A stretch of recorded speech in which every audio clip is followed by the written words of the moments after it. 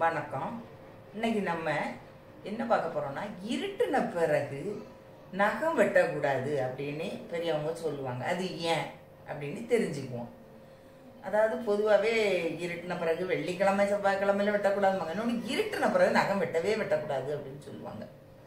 அது ஏன் சொன்னாங்கன்னா, அதாவது பழங்காலத்தில் மின்சாரம்லாம் கண்டுபிடிக்கப்படாத காலத்தில் என்னன்னா, வீடுகளில் வெளிச்சத்துக்கு இரவு ஆயிடுச்சுன்னா வெளிச்சம் எப்படி வரும்னா, ஒரு மண்ணெண்ணெய் விளக்கோ இல்லை வேற ஏதாவது ஒரு எண்ணெய் ஊற்றி ஒரு விளக்கு, கை விளக்குகளில் எண்ணெயை விட்டு அதில் திரி போட்டு அந்த விளக்கு வெளிச்சத்தில் தான் எல்லா வேலையும் நடக்கும்.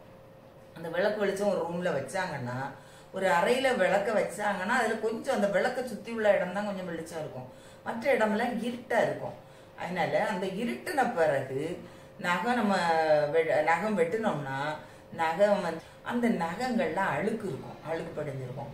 அந்த நகங்கள் ஒருவேளை நம்ம உணவு பதார்த்தங்கள் அப்பெல்லாம் கீழே தான் வைப்பாங்க, பாத்திரங்கள்ல வச்சு, அதுக்குள்ள செதறி விழ வாய்ப்பு இருந்துன்னா அது நமக்கு ஆரோக்கியத்துக்கு நல்லதில்லை.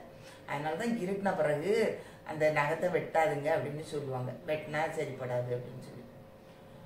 இன்னொரு காரணம் என்னன்னா, அதாவது இந்த காலத்துல நமக்கு நகம் வெட்டுறதுக்கு நெயில் கட்டர், சிலர் பிளேடு வச்சு வெட்டுவாங்க, கத்திரிக்கோல் வச்சு வெட்டுவாங்க, இப்படி பல உபகரணங்கள் இருக்கு. ஆனா அந்த காலத்துல எந்த உபகரணமே கண்டுபிடிக்கப்படாத காலத்துல வெறும் கத்தி மட்டும்தான் இருந்தது. அந்த கத்தியை என்ன செய்வாங்கன்னா, கத்தியை வச்சுதான் நகத்தை வெட்டுவாங்க. அப்ப இருட்டுன பிறகு லைட்டா இருக்கிற அந்த அதாவது விளக்கு ஒளியில நகத்தை வெட்டும் பொழுது நம்ம கை தவறி நகம் வெட்டுறேன்னு சொல்லி நம்ம கையில கூட அது வெட்டுப்படுறதுக்கு வாய்ப்பு இருக்கு. கத்திய வெட்டுச்சுன்னா அதுல நமக்கு காயங்கள் ஏற்படும். காயம் ஏற்பட்டு ரத்தம் வரும். அது நமக்கு வலியையும் கொடுக்கும், துன்பத்தையும் கொடுக்கும்.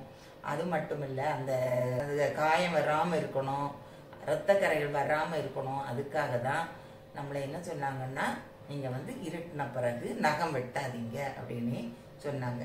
இந்த ரெண்டும் தான் இருட்டின பிறகு நகம் வெட்டக்கூடாது அப்படின்னு அதுக்கான காரணம், உண்மையான காரணங்கள். வணக்கம்.